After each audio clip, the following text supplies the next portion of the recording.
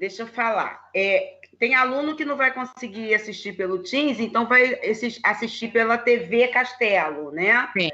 E é no YouTube, é só colocar lá. Eu andei espalhando o link, mas é só colocar lá canal UCB que aparece. Uhum. Então, você tem que autorizar para os meninos, Ramon e aí. Já fiz isso hoje. E aí, não, é a hora que eles podem começar a gravar, a compartilhar o link com o YouTube, né? Nós estamos aqui preparando. Ramon colocou aqui o link do YouTube para quem quiser. Já botou que está online, Ramon. Já está online no YouTube? Já. Ah, sim. Já estão monitorando. Esse povo aqui é fogo, minha filha. Esse povo não tem para ninguém, gente. Olha, não.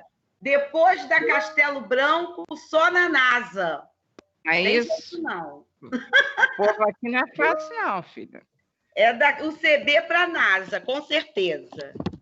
Então você habilitou o Arthur para compartilhar. E habilitei a Patrícia também. Tá. Patrícia e Arthur. Nós já estamos online?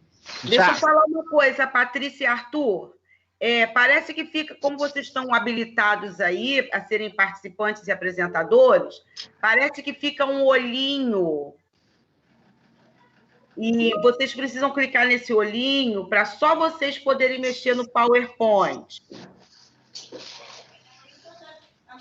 Aí, Ramon já colocando a tela de abertura. Muito obrigada, Ramon. Povo sempre presente. O melhor da Castelo é o povo da Castelo. Não tem jeito, né, gente? Sempre presente. Rafaela entrou. Sim. Bom, já são... Vamos dar 5 minutinhos? Oi, professor. Tudo bem, professor Arthur? Oi. Arthur, essa é a Vânia Alcântara. Oi, eu sou a vítima dela, sou a vítima. Diretora das licenciaturas e diretora também da Educação à Distância, diretora do SED, Centro de Educação Digital. Eu ando dirigindo muita coisa. Castelo Branco. Professora Vânia Alcântara. 25 anos de estrada em educação de distância e outras coisitas mais. E tem um detalhe muito importante. Quem admitiu a professora Suzana Castelo há 80 anos atrás, fui eu. Foi você que admitiu, mas não foi 80 anos. 80 anos atrás. Antes que ela fale, lá atrás, eu falo logo 80 anos. Só falar uma coisa para vocês. Eu não estou conseguindo mais mandar compartilhar nada, não. Tiraram de mim. Não. Não sei, está escrito assim. Somente organizadores e apresentadores da reunião podem compartilhar. Deixa eu de novo. Eu acho que eu habilitei a Patrícia. Eu acho que eu acabei te desabilitando. Deixa eu habilitar. É porque eu estava habilitado, eu tinha colocado e aí agora não está mais. Vamos ver agora, professor. Veja agora. Está habilitado? Agora dá, agora está habilitado. Então tá. Então, mais 3 minutinhos e nós vamos começar, porque o nosso público já está crescendo. Ótimo. Eu estou muito curiosa, feliz pela Escola de Formação estar fazendo sua aula inaugural, muito feliz. É uma escola muito querida, já foi a maior escola em número de alunos, segunda maior escola em número de alunos da Universidade de Castelo Branco. Estamos com os projetos aí de retomada desse crescimento e eu estou muito feliz de estar aqui. Só um minutinho, mas acho que eu já vou começar, né? Em respeito a quem chegou no horário, né? Eu tenho isso.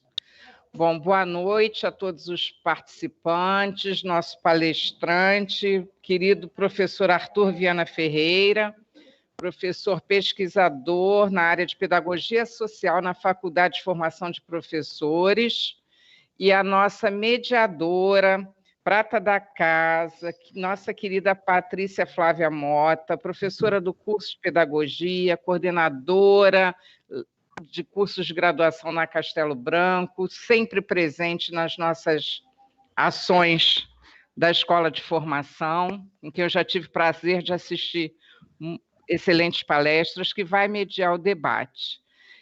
Feita a apresentação dos nossos queridos palestrantes, eu gostaria de chamar a atenção dos nossos alunos. Essa é a nossa aula inaugural da Escola de Formação de Professores, que já conta como atividade de extensão. Então, para que a gente possa emitir os certificados, precisamos muito que vocês se dirijam à salinha de chat e se identifiquem com nome, matrícula e curso, ok? Professor Arthur, a palavra é toda sua e eu sou toda atenção. Vou começar a gravar, tá bom? Muito obrigada.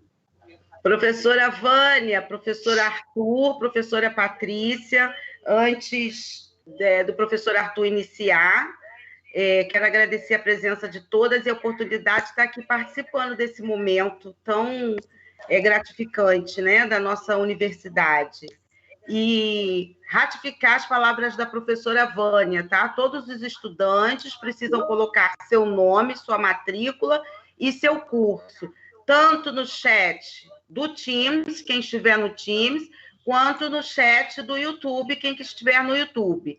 E nós temos algumas instituições convidadas, que inclusive a palestra do professor Arthur vai servir depois de tema de debate, e aí esses estudantes precisam identificar, né, as suas instituições, a pedido de seus próprios professores, tá bem?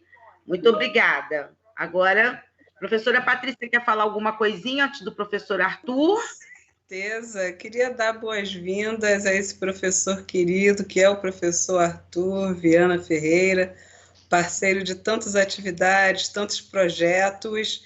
Estamos aqui hoje para aprender um pouco mais sobre essas questões relacionadas ao afeto na aprendizagem, e com certeza o professor deve trazer uma palhinha aí da pedagogia social e da educação social para a gente. Convido os alunos e a todos os participantes a curtirem essa aula inaugural no dia de hoje. Vamos lá? Não, depois disso, eu acho que eu vou embora. Já falaram tudo que tinha que falar, não sobrou nada para mim. Só para lembrar, eu tenho quantos minutinhos? Professor, nós reservamos 1 hora para a sua palestra. Nossa, 1 hora a gente resolve várias coisas. Eu acho que resolve, senão a gente pode estender. Não resolve, não tem problema nenhum, não. É só para eu saber por onde eu começo e por onde eu termino. Queria dizer, primeiro, boa noite a todos e a todas aqui que estamos reunidos nessa live. Eu queria agradecer a professora Susan, primeiro, que já trabalhamos juntos na Castelo também, num tempo remoto, no começo do século. Não foram 80 anos, não, mas quase lá. Século, nós trabalhamos juntos na Castelo. Foi um lugar que eu fui muito feliz na Castelo. Eu trabalhei na Castelo 6 anos da minha vida. Então, eu fui muito feliz. Tive o prazer de conhecer a professora Vera. Então, eu fui realmente muito bem acolhido nessa casa e eu acredito muito nessa instituição, né, onde eu trabalhei com muitos colegas também. E eu saí da Castelo porque eu passei para a UERJ, então aí, para me dedicar mais à questão da pesquisa e do ensino, eu resolvi fazer uma dedicação exclusiva, mas carrego muito feliz e contente a minha estada na Castelo, sem tirar e nem pôr nada. Então, eu parabenizo a todos pela aula inaugural, parabenizo também os alunos por escolherem essa instituição de ensino, que é a Castelo, né, que eu acredito nos profissionais que estão aí, fiz parte dessa família, então agradeço. Agradeço a Patrícia, que Patrícia ela é uma grande surpresa, uma grata surpresa na minha vida profissional, né? Nos encontramos quando eu fui para a UERJ, encontrei ela na UERJ com o professor Márcio Bernardino, que vocês também devem conhecer, aí da Universidade de Castelo Branco, deve fazer sucesso, porque ele gosta de fazer sucesso, mas é uma pessoa boa, maravilhosa de coração também, excelente profissional, e que está conosco nas nossas pesquisas também lá na UERJ, no nosso laboratório de práticas e pesquisas em educação social, que é o LAPS, né, no grupo de estudo fora da sala de aula. Então, queria agradecer a todos que que, de alguma maneira, nós criamos um vínculo institucional, afetivo, né, dentro de toda essa realidade. Muito, muito, muito obrigado a todos. Bom, fazendo os preâmbulos de agradecer todo mundo, eu queria falar um pouco sobre o que eu trouxe para a gente discutir. Eu gostaria realmente, por isso que eu perguntei o que a gente vai fazer no primeiro, quanto tempo eu tenho, porque eu queria falar um tempo e depois eu queria que vocês colocassem perguntas também. Seria interessante que vocês fizessem algumas perguntas para a gente fazer um diálogo, né? Um momento de explanação, sim, de conteúdos, mas mais de provocações, e depois a gente fizesse uma rodada de perguntas, várias perguntas. Com certeza, as perguntas vão surgir e muitas. Isso, e cada uma dentro da sua área também. Eu acho que seria bem interessante a gente ir dentro da Escola de Formação de Professores, né, com as várias licenciaturas e as várias formas de pensar, nós construirmos juntos um conhecimento que seja útil para toda a Escola de Formação de Professores, né? Eu sou Arthur Viana, eu estou na Universidade do Estado do Rio de Janeiro, sou professor do programa de pós-graduação em Educação, Processos Formativos e Desigualdades Sociais. Esse programa de pós-graduação, mestrado e doutorado, ele fica na Faculdade de Formação de Professores de São Gonçalo, que é uma das unidades da UERJ, que não fica nem tão longe assim quanto vocês imaginam. Às vezes a gente fala São Gonçalo, parece que é do outro lado do planeta, e não é, né? Eu moro no Rio e trabalho em São Gonçalo, então não é tão longe assim.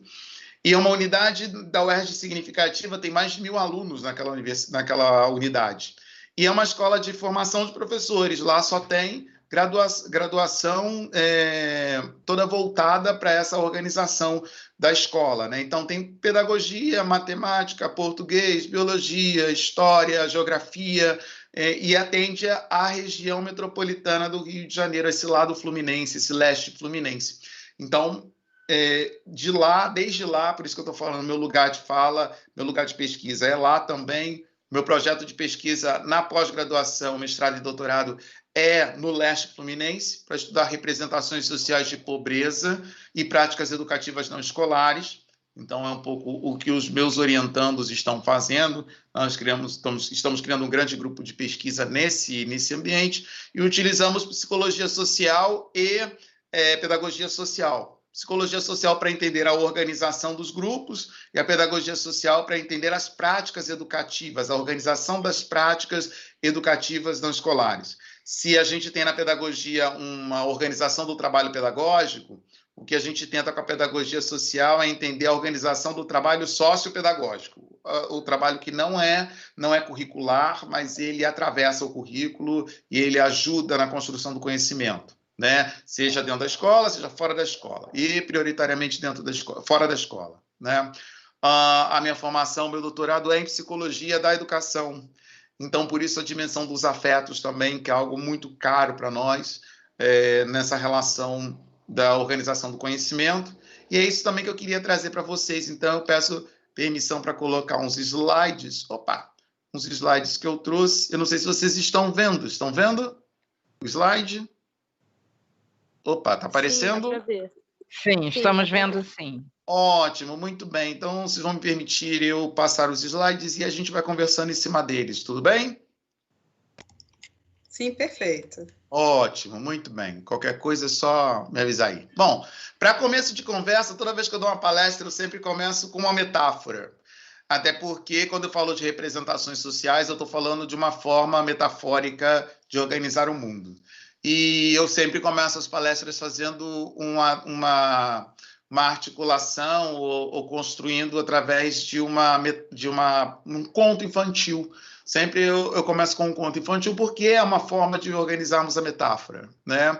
E eu resolvi trazer Alice no País das Maravilhas, né? Do livro As Aventuras de Alice no País das Maravilhas, que muitos de vocês conhecem pelos dois filmes, né? Alice no País das Maravilhas e Alice através do Espelho, né? Mas ela é uma literatura britânica do final do século XIX, é de 1865, do Lewis Carroll. E é muito interessante porque a Alice, ela fala de mudanças e ela fala como é que nós somos afetados pelas mudanças. É por isso também que eu trouxe a Alice para a gente começar a conversa sobre afetividade em tempo de pandemia. porque, na verdade, o que nós nos propomos, quando pensamos afetividade e aprendizagem em tempo de pandemia, nós estamos falando da possibilidade de mudança.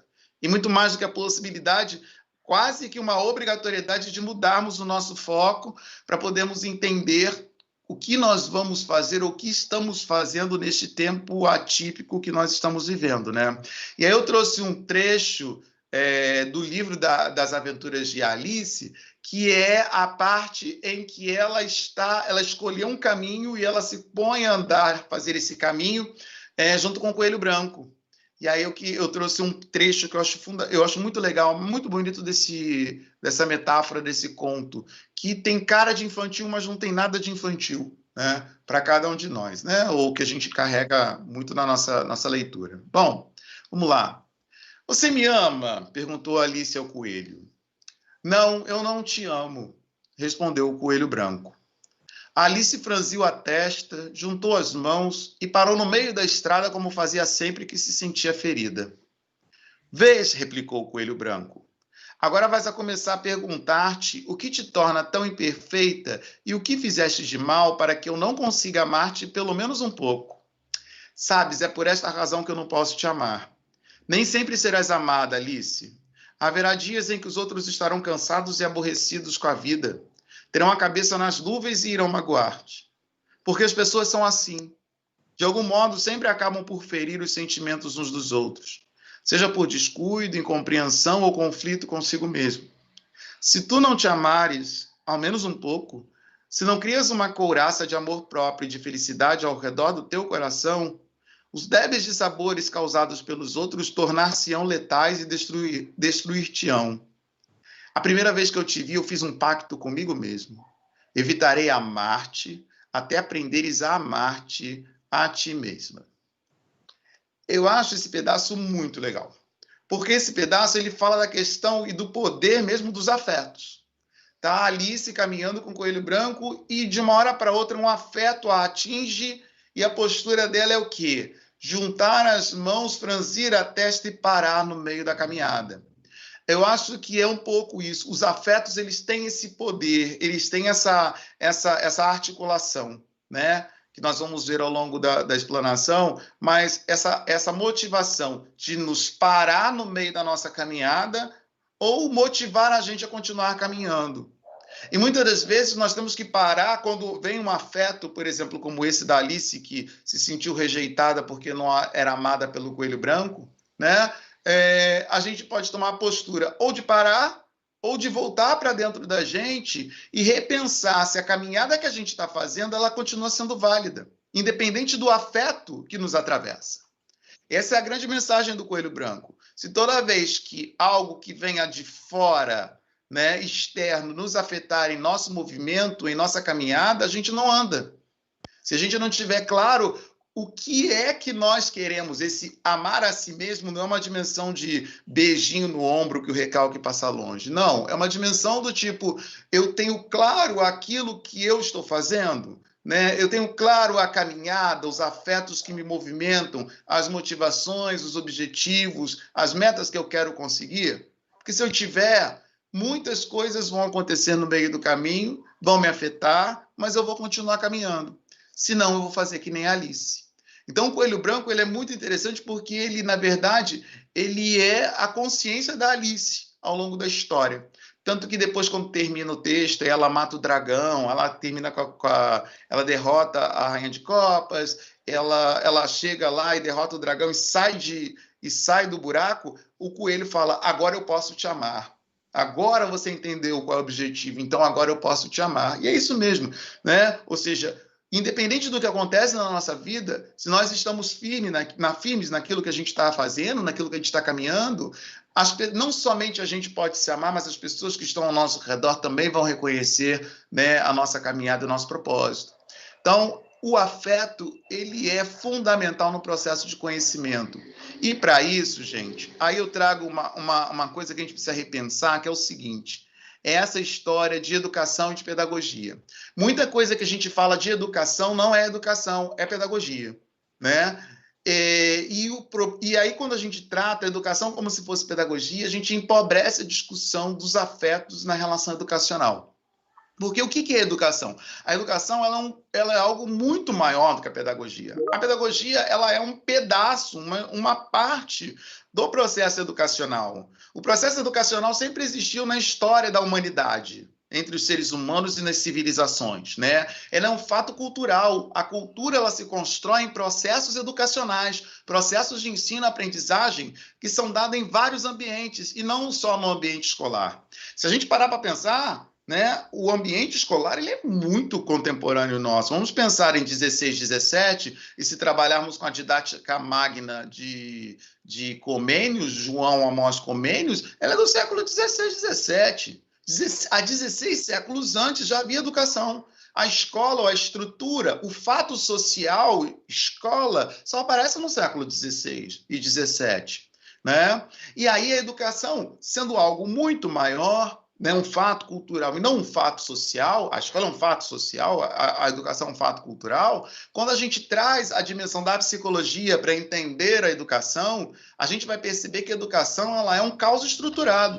Ao mesmo tempo em que ela é da ordem do consciente, ela também é atravessada por ordens que são da ordem do inconsciente, que é uma outra forma de organização interna, e também da coletividade, como sujeito formador do grupo e da cultura. Diferente de se pensarmos educação como pedagogia, a psicologia só vai servir para resolver problema. Aluno não aprende, aluno tem dificuldade de relacionamento. O que eu faço? Diagnóstico? Anamnese? Né? Aí eu fico preocupado com essas ferramentas, que também a psicologia dá, né? Mas que são ferramentas focadas no fato social escola, e a gente esquece que o processo educacional é muito maior do que o fato social escola. Existe, na verdade, é o que eu gosto sempre de dizer, eu estou escrevendo 2 artigos a respeito disso, um para cada livro diferente, espero sair esse ano ou próximo ano, começo do próximo ano, que é isso. A escola é apenas 1/3 do processo de ensino-aprendizagem. Se for parar para pensar, se trabalharmos a educação como educação escolar, formal, e educação não escolar como não formal e informal, escola é 1/3 do processo de ensino-aprendizagem dos seres humanos. Os outros 2/3 acontecem fora da escola. Estão relacionados com a escola, mas acontecem fora da escola. E esse terço que é a escola é atravessado pelos outros 2/3. Porque se acontece alguma coisa na comunidade, isso interfere no ambiente escolar, direto ou indiretamente. Então, temos que pensar a educação em algo muito maior, porque é isso que aconteceu com a pandemia. A pandemia, o tempo pandêmico que a gente vive, não foi uma coisa apenas do fato social escola, foi do fato cultural educação.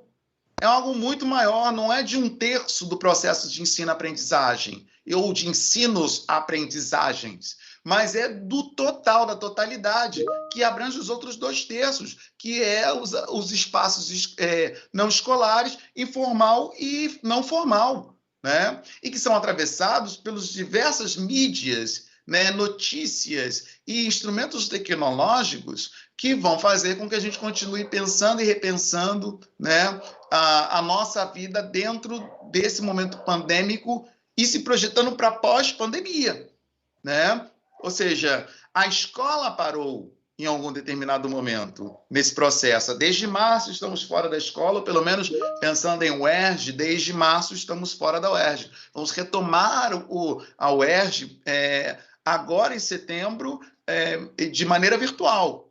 Mas a vida continuou, os processos de ensino-aprendizagem continuaram, independente da universidade estar fora do ar ou não. Então, nós somos afetados continuamente nos processos de educação. Para além da escola, os processos educacionais são afetados, porque a realidade ela não afeta só o lado social, ela afeta o lado cultural.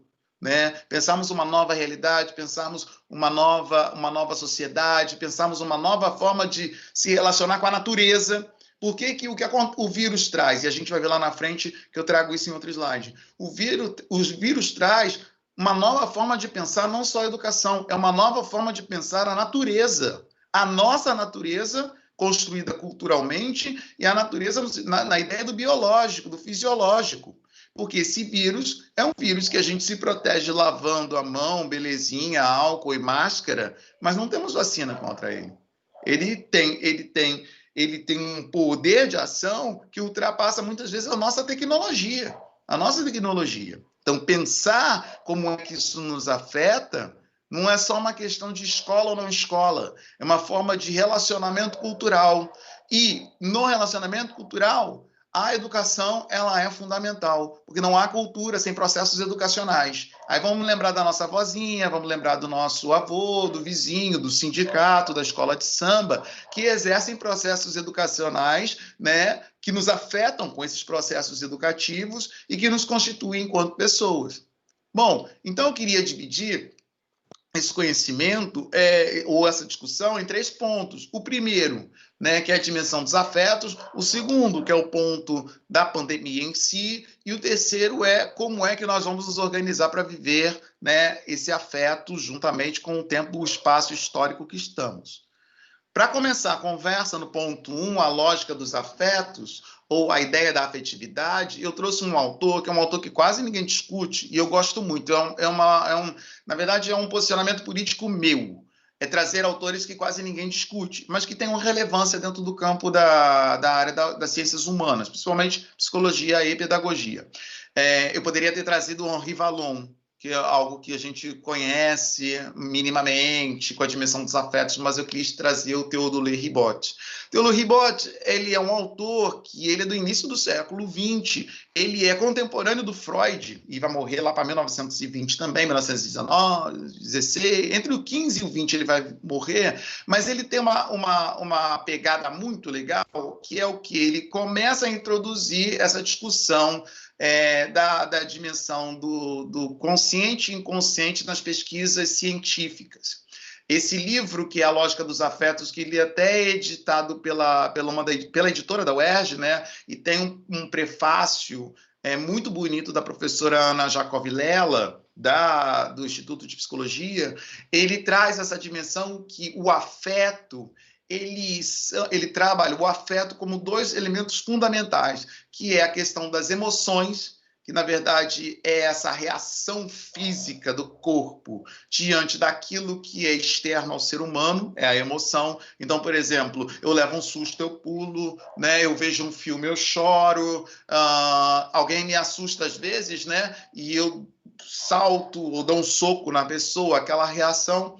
E a dimensão das paixões, que é a emoção estática e intensa, né? Às vezes, no filme, a gente chora, a gente se sente... Ou aquele elogio é um elogio que é um elogio que nos deixa confortável, né? A gente se sente amado, acolhido, mas às vezes a gente se fixa em determinada emoção, né? E acaba essa emoção se transformando numa paixão. Tanto a emoção quanto a paixão, elas têm uma relação intrínseca com os estados intelectuais. Elas fazem, né, o que é de fora e que nós reagimos com o corpo e que chamamos de emoção e paixão, elas vão para nós transformar em percepções e representações. Representações que nos acionam, ou seja, nos movimentam, né, ou nos estancam, nos paralisam, como foi o caso da Alice, quando ela descobriu que o coelho não a amava.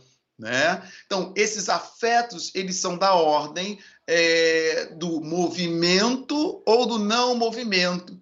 E entender que aquilo que está de fora me afeta e causa em mim, se transforma em mim, dentro da minha estrutura cognitiva, em percepção e representação, que depois eu vou utilizar para continuar conhecendo o mundo, né? É por isso que muitas vezes você fala assim, você tem uma experiência com... Não estou falando nem traumática, é uma experiência com um cachorro, que o cachorro latiu para você e você levou um susto. Nem te mordeu, levou um susto.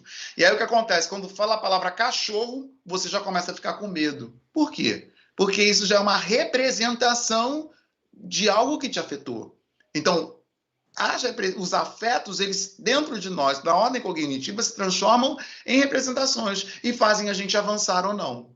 Quantas pessoas também nesse tempo da pandemia não fizeram a mesma coisa, né? Por ter a notícia que fulano morreu por causa do Covid, não somente se protegeu do Covid, mas entrou em um estado emocional que o paralisou. Não conseguia nem ir na esquina ou não conseguia abrir a janela com medo do Covid.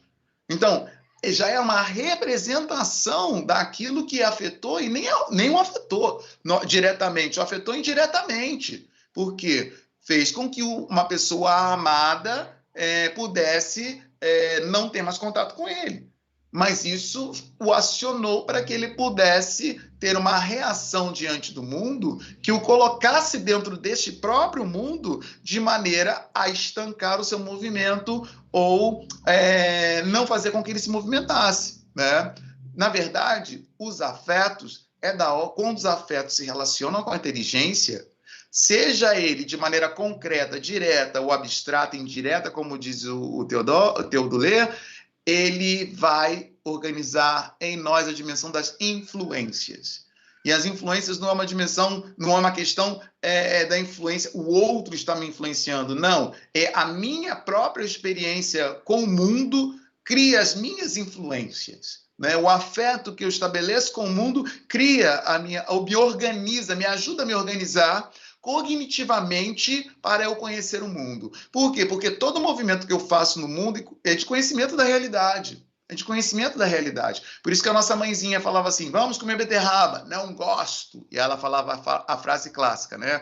Você já comeu beterraba? Como é que você sabe que não gosta de beterraba? Que é a dimensão da experiência, que é a beterraba me afeta apenas pela cor dela, ou ela me afeta também pela experiência que eu tenho por ela, que é uma experiência de sabor.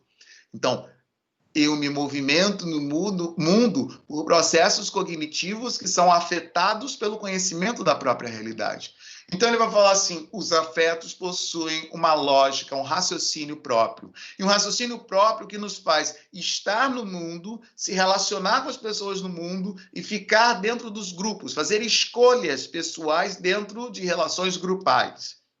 Né? Então, os afetos, ele movimenta um raciocínio passional que regula as nossas ações.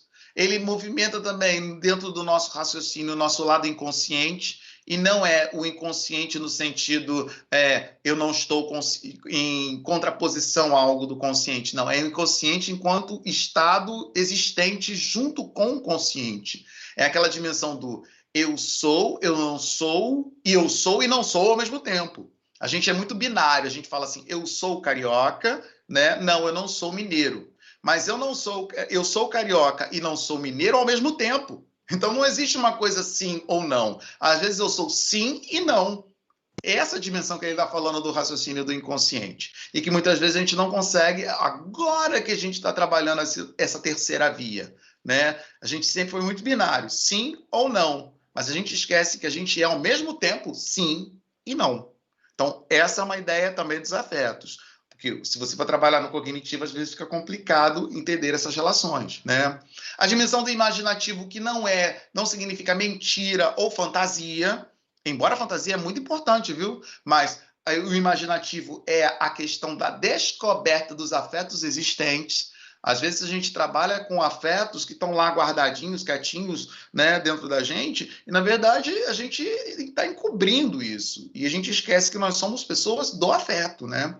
A manifestação do nosso instinto de conservação que justifica determinado afeto que nós temos, né? Por que você agiu desse jeito? E aí, às vezes, a gente vai justificar de forma consciente e cognitiva, e, na verdade, é puro afeto. Não, é porque eu não vou lá, porque eu não me sinto bem. Quando você fala assim, eu não vou estar naquele lugar, não vou estar naquela escola, não gosto daquela... Por que você tem dificuldade de trabalhar na quinta série B? No quinto ano B, ou no sétimo ano C, ou no oitavo ano A? É porque eu não me sinto bem. Você está usando o afeto como justificativa de ação.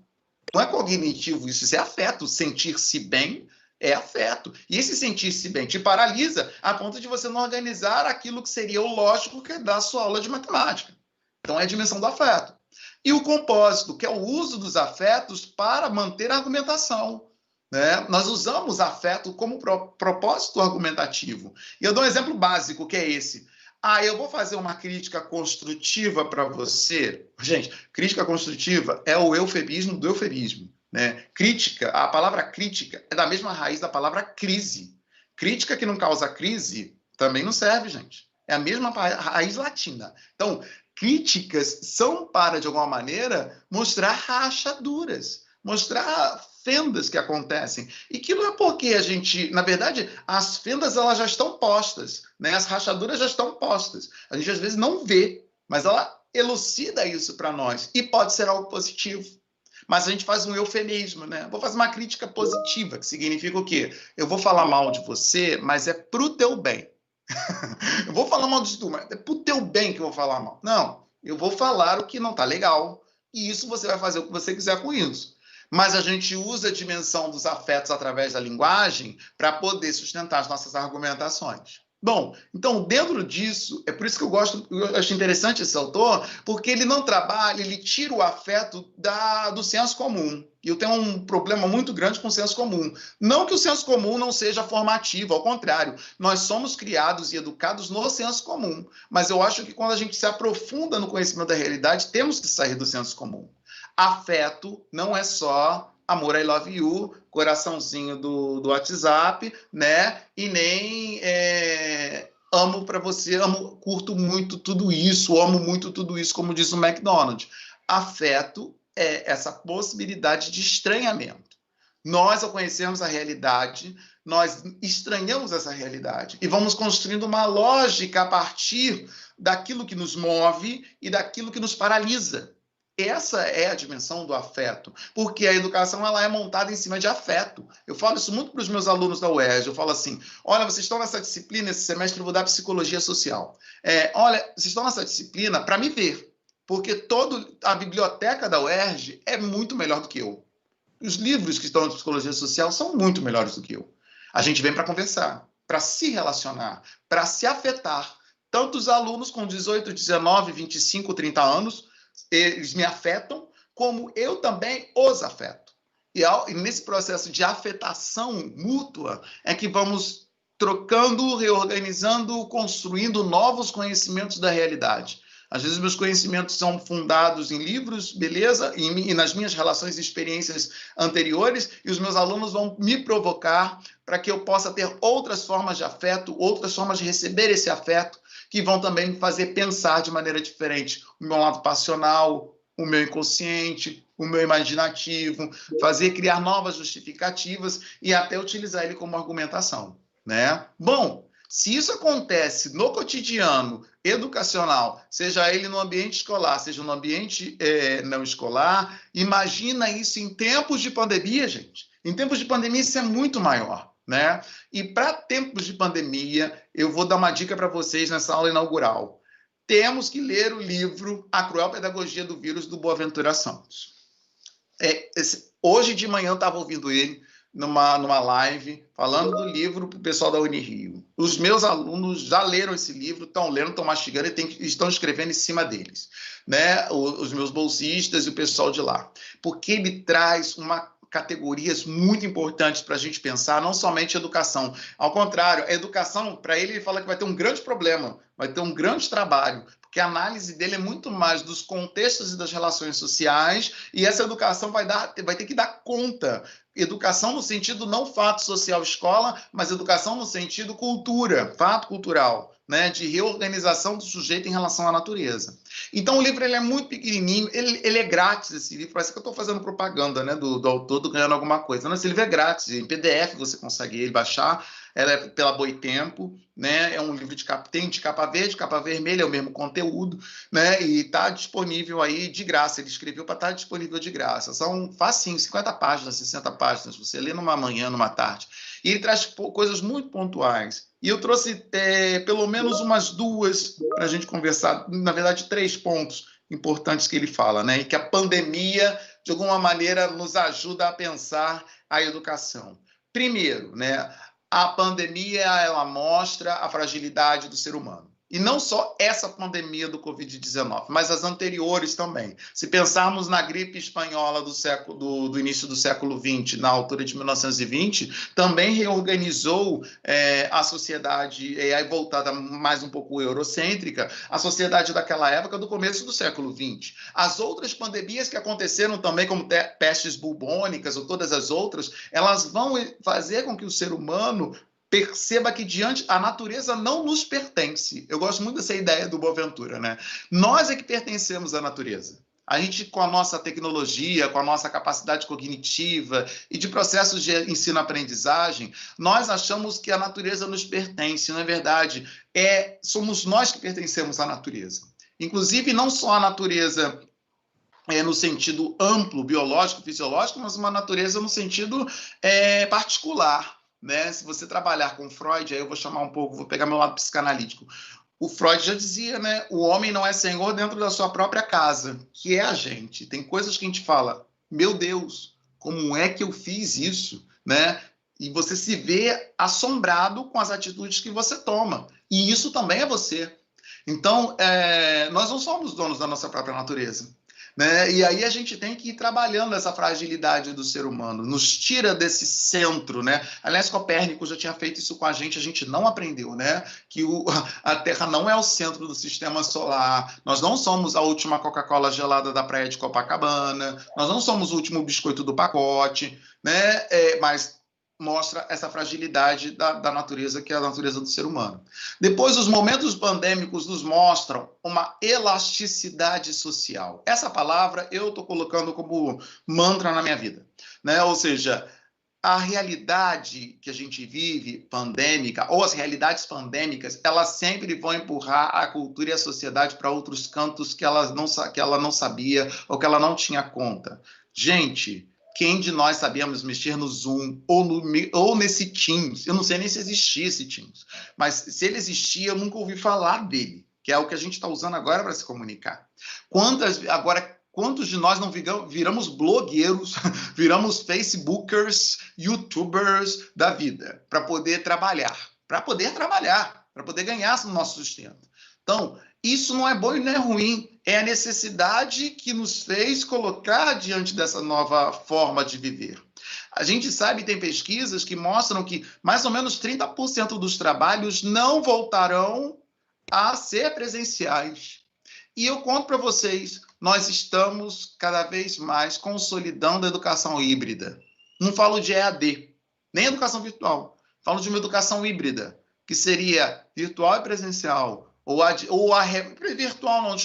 remota e presencial. E não é uma coisa só da universidade, ou do questão econômica, ou do consumo, é da própria realidade mesmo. Talvez não possamos, para o futuro, estarmos tanto tempo em grandes conglomerações, em grandes grupos. Vejam que shows estão sendo feitos através de lives, e os artistas continuam se promovendo.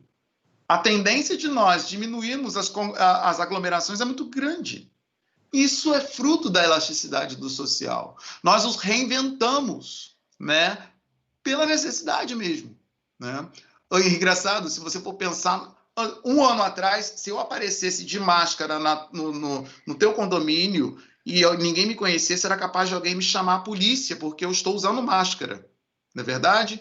Hoje, se eu aparecer no seu condomínio sem máscara, você também chama a polícia ou me denuncia, porque eu não estou usando máscara. Olha como é que mudou de um ano para cá, né? Então, essa ideia é da elasticidade social. E também o terceiro ponto que a gente deveria parar para pensar é que nós não vivemos a realidade da mesma forma. A pandemia, ela coloca em destaque os processos de discriminação que nós vivemos na sociedade. Uma coisa é nós fazermos, vamos dizer assim, nós fazemos o nosso isolamento e distanciamento social, né, com o pessoal da classe A, classe B. Outra coisa é a D e a E, que às vezes nem pode fazer os processos que são os processos de direitos de isolamento e distanciamento social, porque elas precisam sair para trabalhar, né, para que as coisas continuem. Então, a pandemia, ela movimenta, ela, na verdade, ela traz à tona, ela traz à luz uma discriminação que ela sempre existiu, dentro da própria sociedade, não dos grupos sociais. Ou seja, como é que os grupos sociais que estão próximos e que se relacionam vivem a mesma realidade de forma distinta.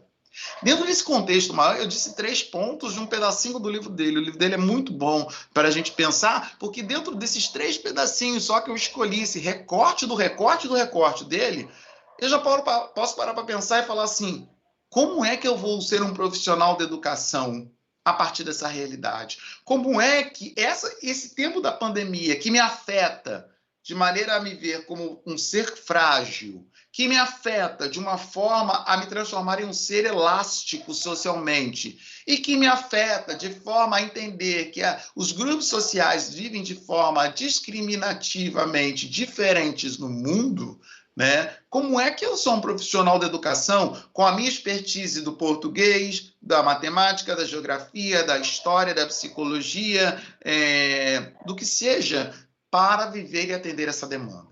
E aí, então, a gente vai para o terceiro e último ponto, né? Prometo que eu estou terminando. A gente está indo para o terço final do encontro aqui que a gente está fazendo para a gente fazer diálogo, né?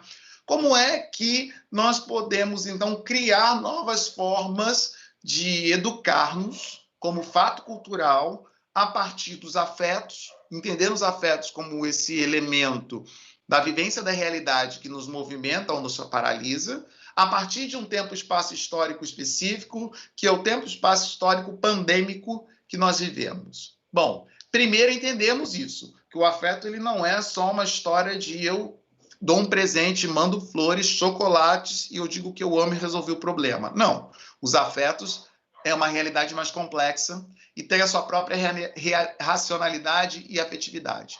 Então, é por isso que muitas vezes o que acontece na política, por exemplo, que é algo que está bem claro, bem aceso em nossa realidade brasileira, né? A política ela é muito afetiva e calorosa, porque ela fala de concordo, não concordo, e não concordo ao mesmo tempo, né? Eu discordo, eu estou a favor, eu estou contra, e eu falo desde o meu grupo, e aí eu vou racionalizando esse afeto e vou construindo novas formas de afeto que vão atendendo a essa demanda. Então, entender que o afeto não é algo simples e apenas uma coisa que não entra na escola. Uma coisa que o Boaventura Santos disse hoje de manhã, que é o autor que eu estava falando no tópico passado, né? Sobre a cruel pedagogia do vírus. Ele falava assim, quando as escolas abrirem, a primeira coisa que a gente tem que fazer não é dar conteúdo, é deixar as crianças falarem. Ele falou isso hoje para o pessoal da Unirio. Eu acho isso maravilhoso, né? Porque a nossa preocupação está sendo assim, a escola não está aberta, meu filho vai perder o ano. Vai perder o ano? Vai perder o ano porque estava cuidando da sua saúde? Como é que é isso? Não dá para entender isso, parece uma coisa... E aí você vem um afeto racional, a gente racionaliza o afeto e cria essa racionalidade compósita do afeto, que é do Teodule, né? Falando assim, ele justifica, por A mais B, esse afeto inflamado contra a escola e contra o professor, ou contra a ONG, né, que não quer dar aula, não é porque não quer dar aula, é porque está tentando preservar a saúde dos seres humanos, do grupo, né? Não, é porque o meu filho vai perder o ano, é porque ele vai ficar o aluno vai ficar atrasado no ano escolar. Gente, todos nós, esse ano de 2020, estamos atrasados em algum aspecto da nossa vida, porque deixamos de fazer algo que estávamos programados. E quem disse que isso que eu estou chamando de atraso é verdadeiramente atraso em um mundo que está se ressignificando por causa de um vírus? Na Europa está vendo a segunda onda, na China está vendo agora a segunda onda, e pessoas sendo reinfectadas por esse vírus. Nós não saímos da primeira onda ainda. Tem muita coisa para acontecer conosco, muito afeto para ser vivido. E a gente fala que a gente está atrasado no ano. Não é que a gente está atrasado no ano, esse ano é um ano realmente atípico. E os outros também serão atípicos. É por isso que não cabe a nova normalidade. Normal é nós sermos pessoas éticas. Pronto. Não existe nova normalidade, existirá uma nova forma de ser no mundo, né? E que a pandemia vai nos trazer.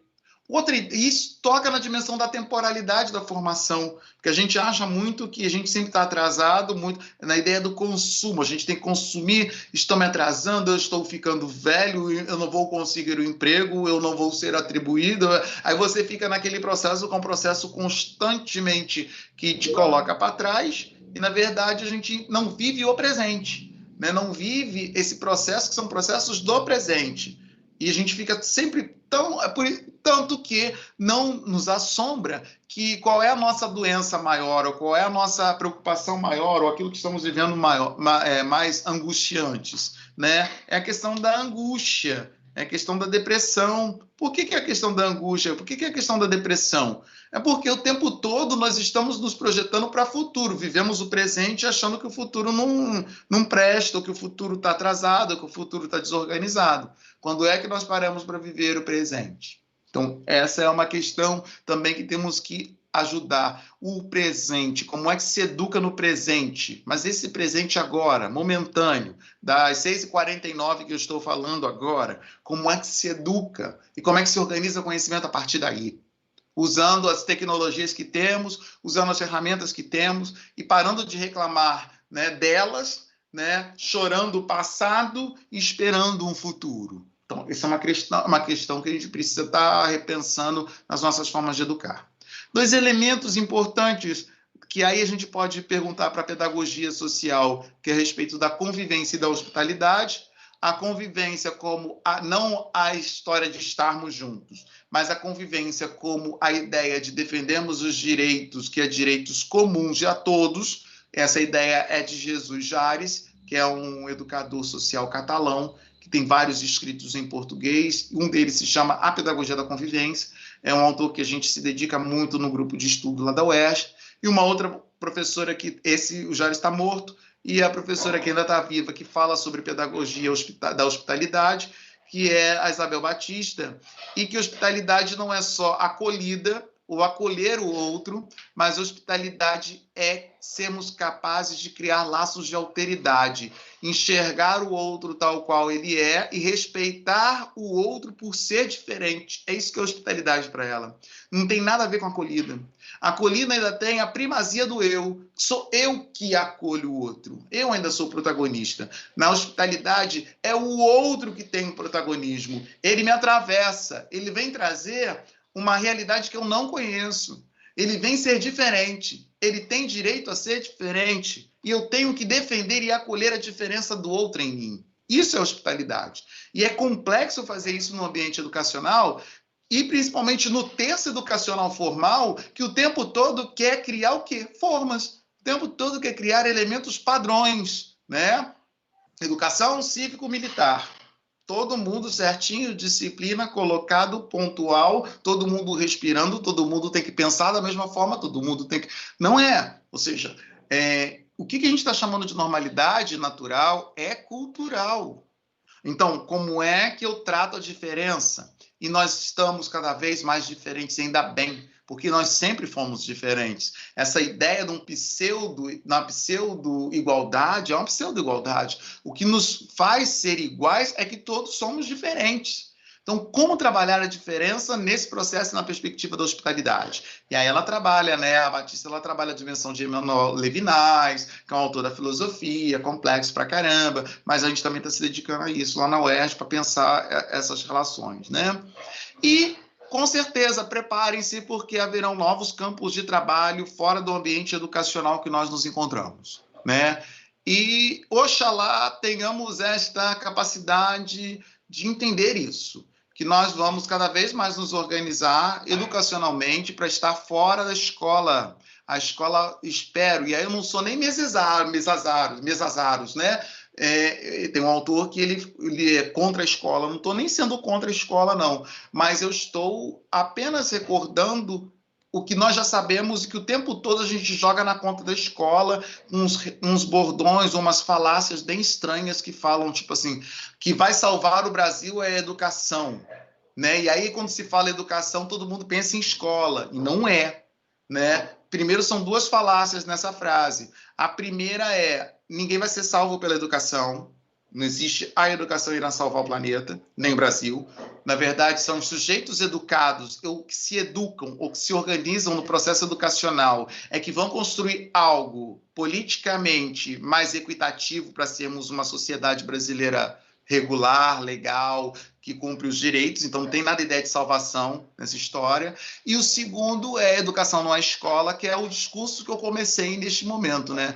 Educação não é escola. Educação é uma coisa, escola é outra, né? Então, tem que pensar nisso. E nós vamos criar outros ambientes educacionais que serão muito bons, né? Que serão outros campos de trabalho E que aí eu falo diretamente para o pessoal da Susan e do pessoal da Patrícia, que é graduação de pedagogia e pós-graduação em pedagogia. Nós vamos ter que criar novas formas educacionais para formar esses pedagogos. Não adianta que essa ideia de pedagogia escolar, a básica, vai funcionar. Teremos que focar cada vez mais para outros campos que também pedem a educação e a pedagogia tem essa expertise do ensino-aprendizagem, né? A empresa, o hospital, os museus, que vão ter que se reinventar, as bibliotecas que vão ter que se reinventar, as empresas que vão ter que se reinventar, já estão se reinventando, elas são mais espertas porque estão dentro do sistema capitalista, né? Que vão necessitar dos profissionais de educação, que aí vão, aqueles que têm a expertise educacional, né, de gestão, de didática, para poder atender esses ambientes fora educacional. E eu estou falando numa questão mais, vamos dizer assim, até capitalista, né?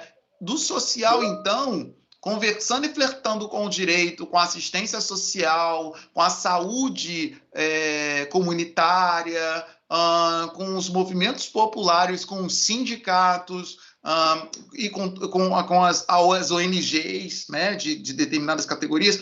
Gente, o pedagogo vai ter que se reinventar demais, porque é isso que aconteceu, o que está acontecendo conosco ao longo dessa vivência, dessa realidade de afetos que nós estamos vivenciando no tempo dessa pandemia. Enfim, gente, é isso. Educação, afetividade e pandemia, a pergunta sempre fica nós vamos ter a postura da Alice ou nós vamos ter a postura do Coelho Branco? A Alice foi afetada no meio do caminho dela, do caminhar dela até o final da história, e ela não conseguiu avançar. Ela ficou paralisada. E o Coelho teve que movimentá-la. E o Coelho, na sua inteireza, na sua inteligência, na sua organização, o Coelho não. O Coelho avança. O Coelho ele sabe que tudo que acontece é apenas parte da nossa estrada, né? E que o final, realmente, a gente vai poder se permitir várias coisas que nem ele falava, né? Eu decidi, evitarei amar-te, né? E no final da história ele fala, agora eu posso amar-te. Ou seja, o Coelho Branco é aquele que é o adulto da relação, né? É aquele que é capaz de abrir mão, né? Adiar desejos, né? Como diz na psicanálise. Quem é o adulto? O adulto é aquele ser que é capaz de adiar desejos em prol da relação com o outro. Não significa que eu não vou realizar aquilo que eu tenho que realizar, mas sou capaz de me reorganizar para que possa atender a demanda. Então, essa é a pergunta que fica. Alice ou Coelho Branco? Nós nos paralisamos ou nós nos movimentamos na relação, sabendo que muitas coisas estamos adiando, porque nesse processo muitas coisas ainda teremos que ir construindo e nos fazendo novos nessa caminhada educacional. É isso que eu queria agradecer, primeiro a todos pela gentileza de me escutar 50 minutos falando desse tema, né? Aí está o meu e-mail, aí está o site do nosso grupo, que a gente faz essas discussões que nem eu fiz com vocês. E seria isso, eu acho que seria bom a gente conversar e dialogar a respeito, vocês falando um pouco comigo também, para que não fique um monólogo, a gente faça uma roda de conversa. Muito obrigado pela atenção de todos. Muito bacana, professor Arthur, muito obrigada. A gente agradece por essa discussão. Você trouxe, inclusive, algumas questões que a gente sempre conversa com os estudantes da graduação, da pós-graduação, principalmente no que tange a todos esses processos pelos quais a gente passou e agora a gente se viu assim, no movimento de se adaptar. A gente percebeu no contexto da graduação, principalmente, na fala de alguns estudantes, que todos nós, e aí a gente inclui nós mesmos, professores, outros profissionais da educação, educadores sociais, outros profissionais na sociedade. Então, muitos de nós vivenciamos um momento em que a gente deu uma parada, a gente deu uma estagnada, assim, e depois a gente foi se reinventando, foi vendo onde a gente poderia avançar em relação a questões profissionais e acadêmicas. Então, muitos alunos trouxeram esses relatos, sim, que alguns adoeceram, nós tivemos colegas que adoeceram também, mas muitos de nós conseguimos avançar nesse sentido, pensando que é um momento atípico, realmente, mas que a gente precisa se mobilizar de alguma forma, avançar em relação aos nossos processos formativos e profissionais. Então, às vezes, estávamos nas aulas e aí tinha aluno assistindo a aula, lembra, Suza? Aluno assistindo a aula dentro do ônibus, Arthur, e a gente vendo lá no vídeo daqui do Teams, no semestre passado, a gente acessou pelo Zoom. E são várias as ferramentas. Antes da gente entrar aqui, Susan, eu estava até comentando com o Arthur. Olha, mas eu aprendi a mexer com o Meet, aprendi a mexer com o Zoom, e o Teams me derruba mais do que todos eles, mas a gente vai caminhando, uma hora eu vou vencer essa questão, porque o movimento é esse. Nós estamos nos apropriando de uma série de saberes, sobretudo em relação às tecnologias, que a gente nunca se apropriou antes. E eu não sei nem porquê. Talvez a gente tinha até algum tipo de preconceito com essas ferramentas tecnológicas, ou um amor profundo aos livros, né, aos papéis, porque a gente tem o artigo em PDF. A gente pega o livro em PDF, mas não, a gente quer pegar o livro assim, ó, pega um livro no outro, pega outro livro, mas está tudo no PDF. Enfim, por conta da pandemia, a gente precisou realmente se organizar e se reinventar. E aí a gente percebe que os estudantes, a gente percebeu assim, na organização do nosso trabalho pedagógico, a gente percebeu como os estudantes foram vivenciando. Então, a gente teve o estudante lá acessando no ônibus, acessando no trem, andando pela rua, gente, olha só, desnecessário, andando pela rua aí não pode. Por favor, espera chegar em casa. E aí, enfim, estamos vivenciando aí tudo isso que você trouxe para a gente, todas essas discussões.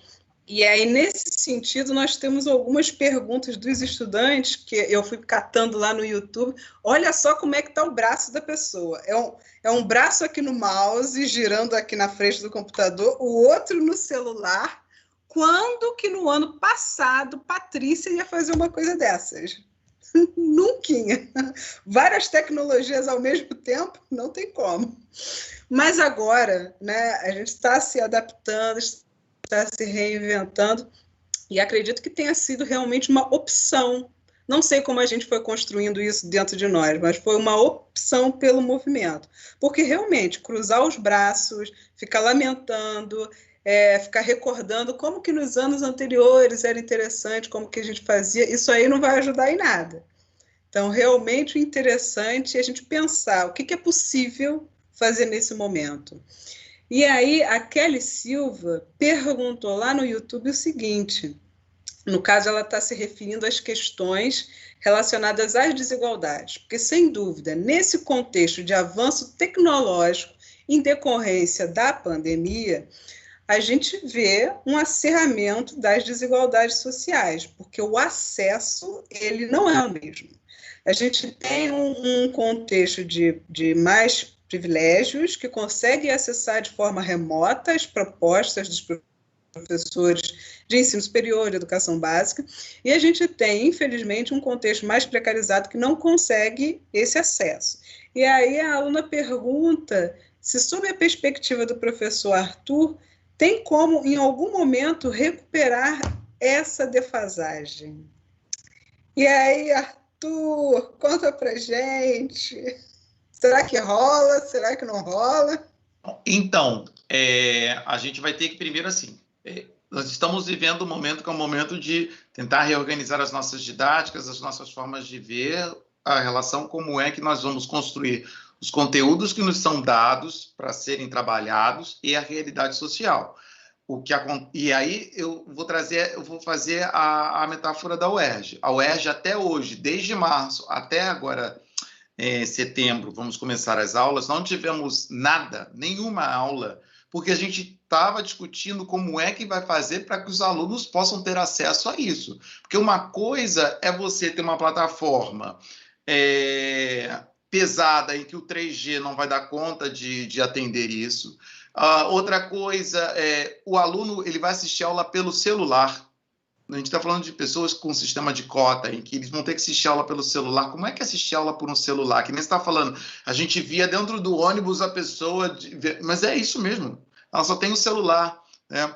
Uma coisa mesmo que eu falava, e que uma coisa que me tocou muito, logo quando eu entrei na UERJ, que é assim, outro dia eu falei com a menina que eu estava orientando, e eu falei assim, garota, você está me devendo um capítulo do texto para eu poder ler, para fazer a orientação. Ela falou, professor, desculpa, é porque é difícil digitar no celular. Eu falei assim, como?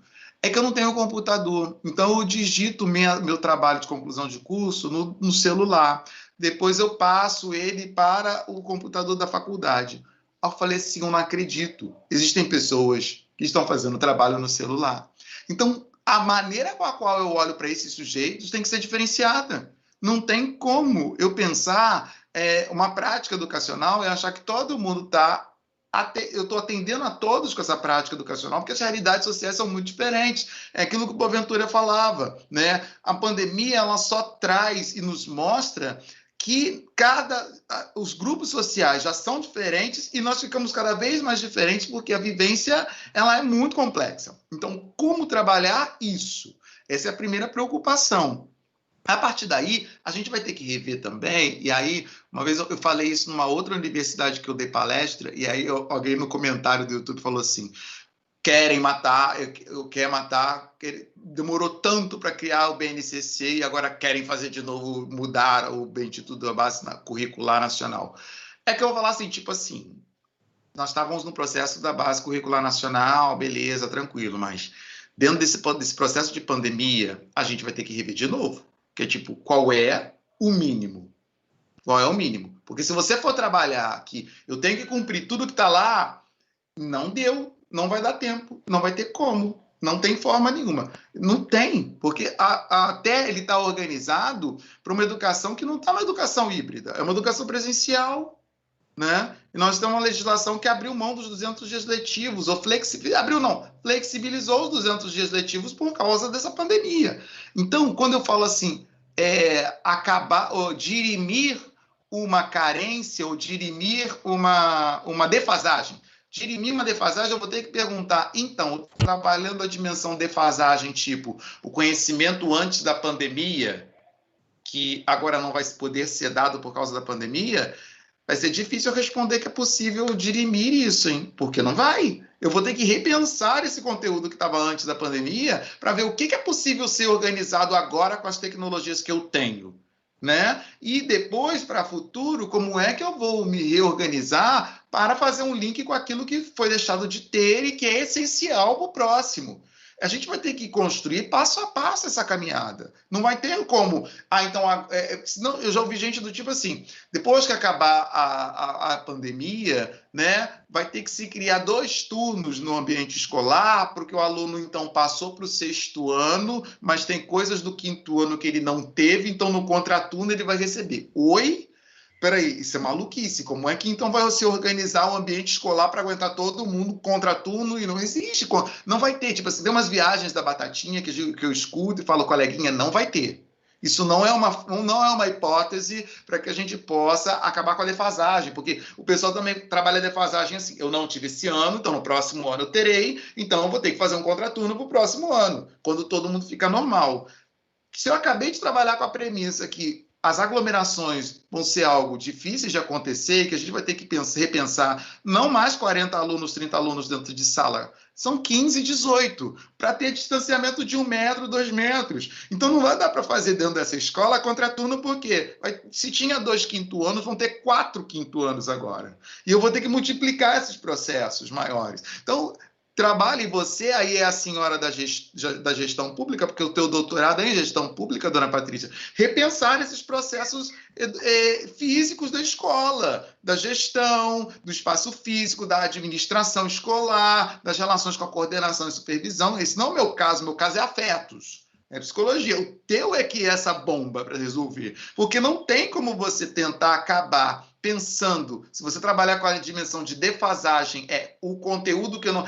Que é uma dimensão de defasagem bem capitalista, né? Tipo assim, ano passado eu tinha 10, esse ano, por causa da pandemia, eu tenho 10 menos 5, logo eu só tenho 5, então aí, ano que vem, estou devendo 5. Já vai no livro, eu começo o ano já devendo 5, então tem que dar 15 tópicos. Não vai dar para fazer desse jeito. A gente vai ter que se reorganizar no nosso currículo, aí o povo do currículo me odeia, vai ter que se reorganizar no currículo, vai ter que se reorganizar nas formas didáticas, vai ter que se reorganizar, porque não vai dar para trabalhar defasagem como essa maluquice que eu já ouvi de contraturno no próximo ano quando ficar físico, ou imaginar que vamos ter aulas de 30 alunos, não poderemos mais ter aulas de 30 alunos, formas novas de se organizar dentro do ambiente escolar, de entrada e saída, né, para que a gente possa atender. Então, é melhor a gente... E aí eu falo, vamos focar no presente, porque a preocupação de defasagem é de futuro. No presente, o que a gente está podendo fazer? Sabe por quê? Porque se eu vou levantar uma bola, que aí é uma bola também do outro campo, que não é meu, eu estou levantando bolas de campos que não são meus para ver se alguém corta, que é a educação infantil. Como é que está a educação infantil nesse período? Porque a educação infantil, a gente vê, né? Se você ainda tem algumas escolas que ainda estão dando aula pelo Facebook, mandando material para a escola, para a criança, usando o Zoom, como é que você faz, então, com a educação infantil? E aí você pega o RCNEI, né, que é o regimento, a questão curricular nacional da educação infantil, como é que você está trabalhando a questão da motricidade humana, como é que está trabalhando o desenvolvimento do indivíduo, a lateralidade, a corporalidade? Se essa criança está dentro de casa, muitas vezes, tendo como companhia a galinha pintadinha, né, o Ben 10, que ela não está fazendo os estímulos que são os estímulos próprios que a escola deveria estar fazendo, organizando e reorganizando esse corpo para a alfabetização, né, que se dá ao longo do processo, mas que se tem seu coroamento no primeiro ano. Então, como é que a educação infantil vai recuperar, se você pensar em defasagem, esse processo que é uma dimensão de organização do corpo que passa por uma dimensão cronológica? Aí vamos pensar em Piaget, sensório motor, pré-operatório, operatório formal. Não dá para recuperar na defasagem. Então, o sensório motor, eu fiz esse estímulo porque a criança estava nesse processo, agora então ela já criou a abstração. Então, como é que... Se você pensar nesse processo, fica difícil pensar em defasagem. Como é que eu vou recuperar a defasagem dos corpos e a organização dos corpos que são realizados e pensados dentro dos currículos? Por isso que eu falo de repensar currículo. Dos currículos de educação infantil, que são organizados a partir dessas teorias, que são teorias da psicologia da educação, psicologia e educação, que falam de desenvolvimento humano, como Piaget, Vallon, Vygotsky, e que, ao passar desse processo, como é que eu faço defasagem disso? E aí o que acontece, o máximo é que eu falo assim, então mãe, vou gravar um vídeo para você, você replica esse vídeo com seu filhinho, e aí a mãe ela acaba ficando de tutora da criança para fazer o desenvolvimento. E a mãe fala, gente, eu não dou conta, eu não tenho essa expertise que é da professora, que a professora que estudou Piaget, eu não tenho. Então, ela tem que fazer o máximo que ela pode. Então, pensar em defasagem como quantitativo de conteúdo, a quantidade de conteúdo que eu deixei de ter para o próximo ano vai ficar difícil. Eu acho que a gente tem que pensar o que é possível ser feito agora. O que eu tenho agora de ferramenta, quais são os elementos mínimos, os currículos mínimos, que já são mínimos, mas o que se pode fazer com a tecnologia que eu tenho, principalmente as tecnologias de mais fácil acesso, que são aquelas que, por serem de mais fácil acesso, são as mais leves dentro dos... Dá para um celular, dá para um tablet, que também eu crio um sistema... não estou falando do Zoom, mas eu crio uma plataforma mega poderosa, soberana, que vai pedir uma memória que o cara não tem no computador, nem da Lan House. Então, como é que ele vai estudar a partir daí? Não vai dar. Então, tem que se fazer. São através das mídias, por exemplo, termino. Posicionamento político que tem no meu grupo, eu uso todas as ferramentas grátis da internet. Aí eu falo assim, o nosso projeto ele tem financiamento? Tem, mas a gente não gasta comprando, por exemplo, um .com. Não, nós vamos fazer no blog gratuito, Wixsite, Blogspot. Porque ela fala assim, nossa, é pão-durismo? Não é. É para tentar mostrar que a gente pode fazer educação de qualidade mesmo grátis. Se a gente pode fazer grátis, dar um curso... Os cursos de extensão que o meu grupo dá são feitos em blogs. são feitas em blogs. A gente nem muda o grátis, a gente usa blog. Aí a pessoa fala assim, a Patrícia sabe disso. Aí a pessoa fala assim, nossa, deu conteúdo, não sei o que, está legitimado pela Universidade do Estado do Rio de Janeiro. Tá, para mostrar para você que você pode ser educado também com ambientes gratuitos, porque isso também pode... A importância não é o ambiente que eu uso, é a forma que eu me relaciono, o material que eu proporciono à pessoa. E como eu dou acesso a essa pessoa entrar nesse material. Então, eu estou numa vibe de usar todas as ferramentas. WhatsApp, Facebook, tudo. Por quê? Porque é o gratuito. Não é porque eu estou fazendo propaganda do Facebook, é porque ele é gratuito. Porque se tiver outro elemento, eu descobrir, eu vou usar o gratuito para mostrar. Eu não preciso ter uma mega, super, ultra estrutura para fazer educação. Eu preciso ter disponibilidade, capacidade de me reorganizar. Eu preciso ter autopoiese na filosofia, que é a capacidade de ser criativo. Ser criativo não é fazer uma escola de samba. Ser criativo é com os elementos que possuem na minha mão, como é que eu construo a minha realidade. Essa é a poesia, essa é a capacidade de eu me ressignificar. Então, esse é um posicionamento que eu luto muito na universidade, e meus alunos, depois que eles entendem, aí que eles compram a minha ideia. Mas até eles entenderem que é um posicionamento, não é questão de não ter ou ter dinheiro, é o posicionamento de estar lá e falar, eu posso fazer, yes we can, mas um yes we can não é para Obama, é um yes we can brasileiro, eu posso, eu vou fazer o melhor que eu posso fazer para que essa educação aconteça. Mas aí vem a motivação. Alice ou Coelho Branco? E a gente tem que parar para pensar, né?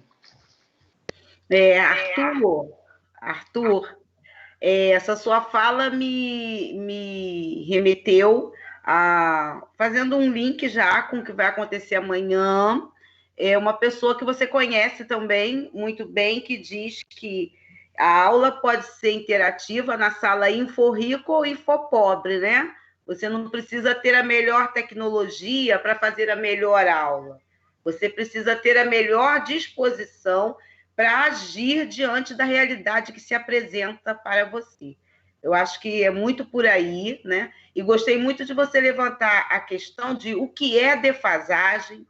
Isso é um conceito que pode seguir por vários vieses, e a questão da defasagem no viés capitalista é muito perigosa, porque se nós olharmos o mundo, o que nós estamos vivendo hoje, olhar para os nossos próprios alunos aqui que estão se formando professores, fazê-los parar para pensar o quanto eles estão aprendendo esse ano, a novos modelos de aula, a novas ferramentas de ensino e de aprendizagem, o ganho que eles estão tendo em conteúdos que não estavam previstos num currículo anterior, mas que se apresentam dentro de uma realidade do hoje. Então, isso é aprendizado, isso não é defasagem na aprendizagem, porque nenhum currículo é estruturado ou fixo. O currículo existe para atender as nossas necessidades hoje. Primeiro, porque o que já passou, nós já vivenciamos, já aprendemos. Segundo, porque o que vem amanhã nós não sabemos. Nós planejamos um ano de 2020 que hoje é completamente diferente daquilo que havíamos planejado. Então, dentro do hoje, como você muito bem colocou, o que nós estamos fazendo de melhor na universidade, na escola infantil, na escola fundamental, na escola média, de ensino médio, é essa realidade, o lidar com isso, que estamos fazendo de melhor com isso. Isso é aprendizagem, isso é conteúdo, ou não é?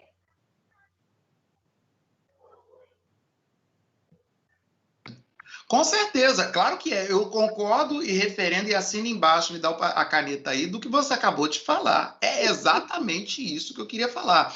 E eu queria trazer um outro elemento que eu vi no chat aí que eu estava lendo, que é uma questão da frustração. Tem muito aluno, pai e professor também, frustrado com esse processo que a gente está vivendo educacional. Por quê? Porque muitas das vezes a gente tenta traduzir ou plasmar no tecnológico, no virtual, no remoto, a aula que eu estava dando presencial. Então fica tipo assim, eu coloco um quadro, tem gente que coloca... Olha, desculpa se alguém faz isso, tá? Pelo amor de Deus, eu não quero ofender, não conheço pessoas que... A pessoa coloca um quadro atrás dela, coloca o celular e dá aula, como se estivesse dando aula para o aluno ir na sala de aula. Então, aí o que acontece? Ele faz do Zoom, do Google Meet, da plataforma que ele está usando, um espelho para ele dar aula. Então, ele fica dando aula como se tivesse, enche o quadro de coisas, né? E eu estou falando, não estou falando de vocês, estou falando das experiências que me relatam. O que esse ser humano está fazendo o melhor que ele pode, ok, mas ele está tentando fugir da frustração dele. Que é a frustração do tipo assim, não tenho mais a sala de aula e não tenho público para me ver. Então, agora eu tenho uma câmera que vai levar a minha imagem para os outros e eu vou passar o conteúdo. Então, eu estou fazendo como se... eu estou dando aula, que é quadro branco, piloto, dou o conteúdo e o outro copia lá, né? O aluno copia ou não, ou presta atenção, ou apaga... põe só a bolinha com PM, V, SK, A, V, e fica lá olhando, e eu fico dando aula para mim mesmo, como se fosse um espelho. Gente, não adianta. Todos nós estamos frustrados. Acabou. Todos nós que tínhamos programado o ano de 2020 de uma forma, não vamos fazer ele do jeito que a gente começou em fevereiro. Os nossos planos de aula não servem. Nossos planos de trabalho não servem. E essa nova forma que a gente tem, não dá para a gente reproduzir com o que tinha anteriormente, né? Aí, por que acontece? O professor, ele repete a mesma coisa para não acabar frustrado, né? E ele acaba frustrando o aluno porque, na sala de aula, o aluno, pelo menos, tem um coleguinha para implicar com ele, para empurrar, para jogar uma bola. Enquanto ele está assistindo a aula chata do professor, ou a aula muito boa do professor, ele comenta, pô, o professor falou uma coisa maneira, ri com o outro. A gente não tem mais, ele está em casa sozinho, diante de um celular, diante de um computador, usado ou não, diante de um tablet maravilhoso que o pai dele comprou. Mas ele está sozinho. Então está difícil, não dá para reproduzir a sala de aula. E o pai ainda fica mais frustrado ainda porque vê esse aluno 24 horas dentro de casa. Porque ele pelo menos saía 5 horas para ir para a escola e voltava. Agora o pai fica o dia inteiro com esse ser humano, com esse curumim, com essa entidade, alúmino. O alúmino é uma entidade, né? Alúmino, não luminum luz, é um ser sem luz. Então, essa entidade alúmino fica dentro da casa e vai, meu Deus, esse cara não canta para subir, meu filho. Vai um pouco para a escola, me dá um descanso. Então, fica o pai o dia inteiro com aquele ser. Isso são elementos que frustram pai, frustram aluno e frustram professor. Porque a gente está repetindo o modelo antigo dentro de uma plataforma nova, de uma realidade nova. Não dá. Né? Eu já vi casos, aí eu estou falando de casos de escola, eu gosto de falar, parece que eu adoro falar mal de escola, não, porque a escola ela é bizarra, eu acho ela muito legal, ela é muito divertida. Tem um aluno, uma pessoa que conversou comigo, que está na escola, e aí sabe o que eles colocaram? Colocaram um inspetor dentro da sala virtual, que é para os alunos pararem de ficar mandando mensagem no chat. Então, aí o que acontece? Enquanto o professor está dando aula, existe um inspetor que fica anotando o nome dos alunos que estão fazendo bagunça e mandando mensagem, não estão prestando atenção no professor, liga o microfone na hora que não é para ligar. Aí eu falei assim, meu Deus, o que é isso? Até a ideia do panóptico, eu estou te vendo, preste atenção, né? Não pode conversar com o colega. É reproduzido dentro do ambiente remoto. Não dá para ser desse jeito. Então, pais, alunos e professores, vamos viver as nossas frustrações. Não vamos conseguir fazer aquilo que tínhamos programado. É uma outra realidade. Aí a gente vai ter que conversar e dialogar o que vamos poder fazer possível. Como você falou bem, Susan, que é aquela história, o currículo ele foi feito para a gente, para a realidade, não deve ser pensado engessado. Só que, às vezes, quando eu falo currículo e eu implico com o povo do currículo, é porque as pessoas olham o currículo como se fosse algo engessado. Pai, olha currículo como se fosse algo engessado. Tipo, meu filho não teve esse conteúdo. Ele está olhando o currículo como algo engessado. Algo para além do bem e do mal. Pode ter pandemia, enchente, mudança de governo, pode vir baixar, sei lá, mas tem que ser dado isso. É o currículo como a ferro e a fogo, né? E a gente tem... E aí, Patrícia, tem muito diretor assim, tem muito professor assim, tem muito supervisor assim, que ele fica no pé cobrando. Eu tenho que cobrar de você porque o pai me cobrou. Então, a gente trabalha com esse currículo e a gente sabe, as pessoas veem currículos como coisas engessadas, prontas, um amálgama que não poderá ser mudado. Acabou. né? Vamos ter que nos reorganizar. Porque aí a gente tem que começar a perguntar o que é defasagem, que trabalho de casa, não todo trabalho agora é de casa, inclusive a aula, porque você está assistindo em casa. Então não existe mais trabalho de casa, a aula é de casa. Não, aí agora eu acabei de dar aula, vocês vão fazer trabalho de casa para amanhã. Não tem trabalho de casa, professor. Você está na minha casa, tudo é casa, não é mais aula. Até isso eles não fazem diferenciação.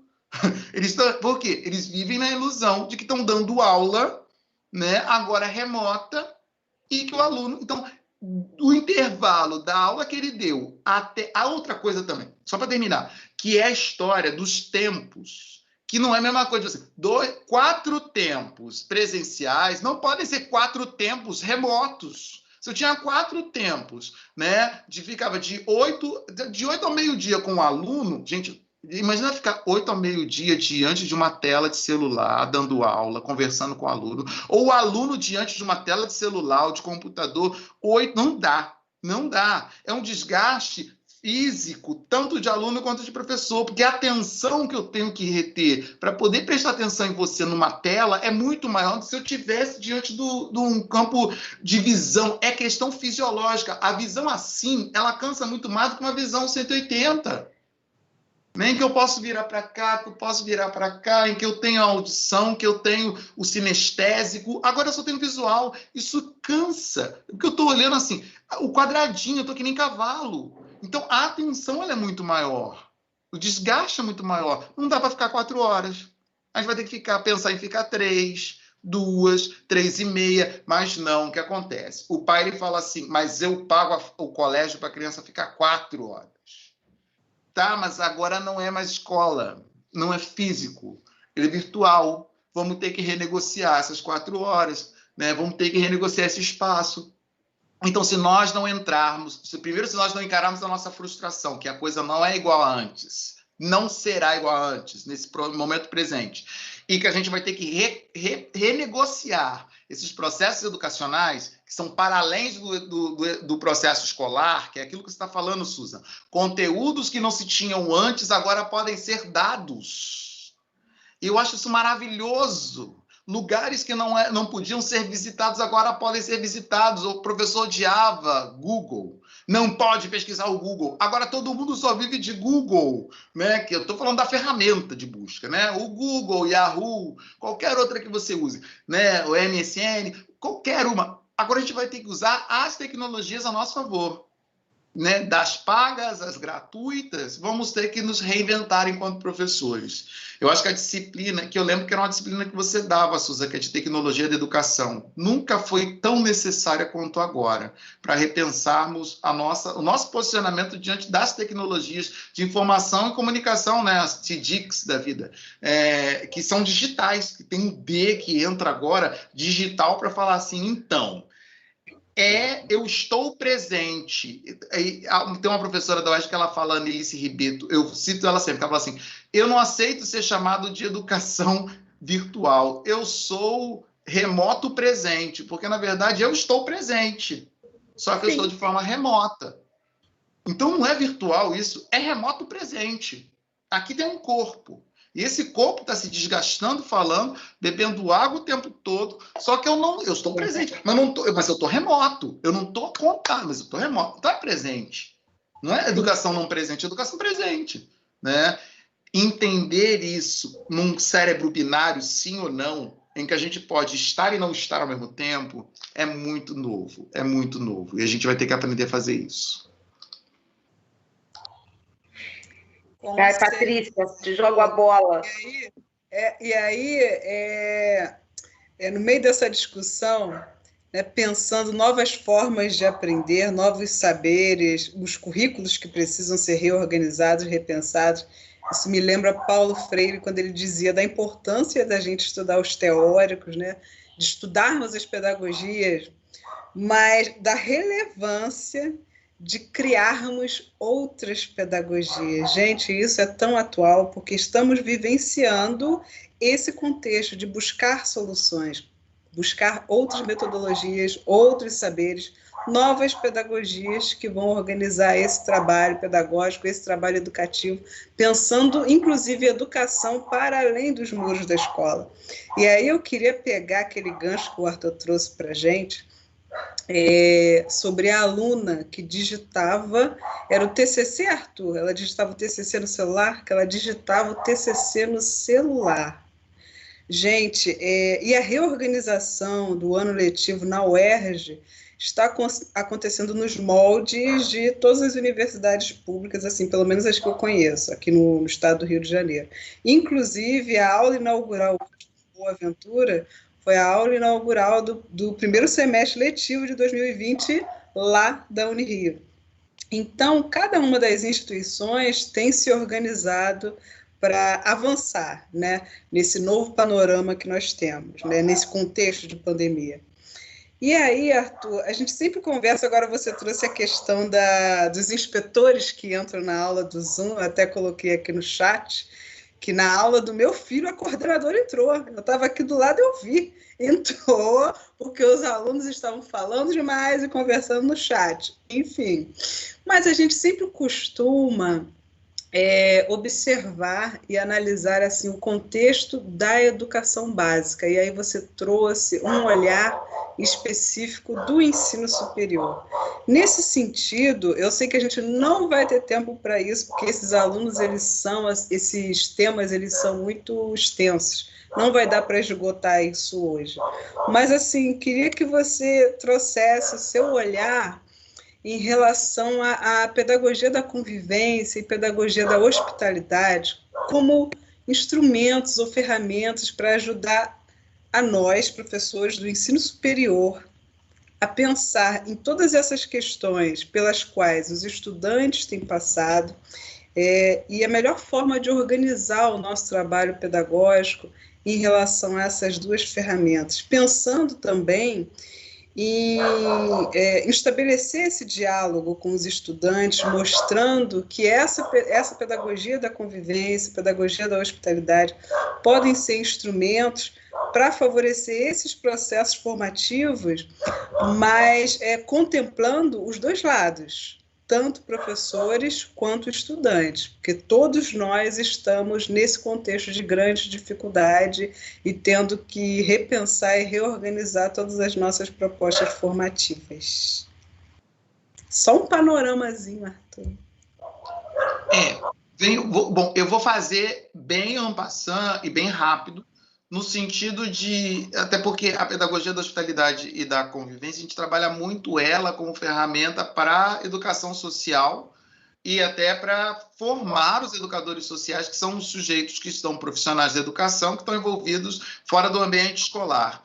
Eu acho complexo e acho difícil, mas não acho impossível isso acontecer também nas escolas, que é a mesma coisa do Paulo Freire também. Eu acho difícil, mas não acho impossível acontecer isso na escola. Mas eu acho que podem ser dicas, talvez, na formação do profissional da educação que vai estar no ambiente escolar e vai criar a relação interpessoal com o aluno. A ideia da convivência, principalmente da que a gente trabalha de Jares, que é o autor que a gente usa, o autor espanhol, é a ideia de nós pensarmos a convivência, não só a questão do estar junto, e estar junto para, mas a ideia de eu ser capaz de, junto com o outro, promover esse outro na sua capacidade cidadã e na sua capacidade de construir novas formas de relacionamento dentro da polis, dentro da cidade. E aí os direitos humanos, ela vem como uma bandeira grande, né? E entender que convivência sempre causa conflito, que o conflito ele faz parte, fala da diferença, que a diferença ela é algo característica dos grupos sociais e que o que vai respeitar as diferenças são os direitos humanos. Basicamente, é isso. Então, se pararmos para pensar ou buscarmos essa leitura da convivência, o que pode ser o que deve ser elemento fundamental para nós é entender a questão dos direitos do ser humano, da vida humana como toda, ou seja, a questão da laicidade, a questão do conhecimento, a questão dos afetos. Os afetos são levados ou têm que ser levados em consideração. Isso é algo importante para a gente pensar e poder carregar.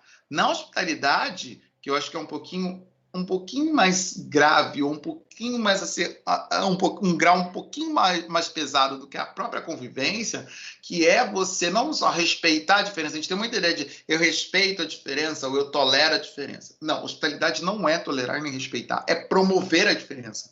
O outro, ele é diferente e ele tem que ser diferente de mim para que eu possa ganhar com a diferença do outro. Porque como eu não tenho tudo, o outro sendo diferente de mim, eu posso ganhar na experiência e na vivência com o outro. Isso é quase da ordem do impossível, a gente pensar num mundo em que todo mundo faz todo mundo ficar igual. Num ambiente escolar em que às vezes é pensado onde todo mundo tem que ter a lancheira vermelha, onde todo mundo tem que ter isso, todo mundo aquilo outro. É claro que quando eu falo que todo mundo é diferente, eu não posso justificar as diferenças promovidas pelo problema da desigualdade social.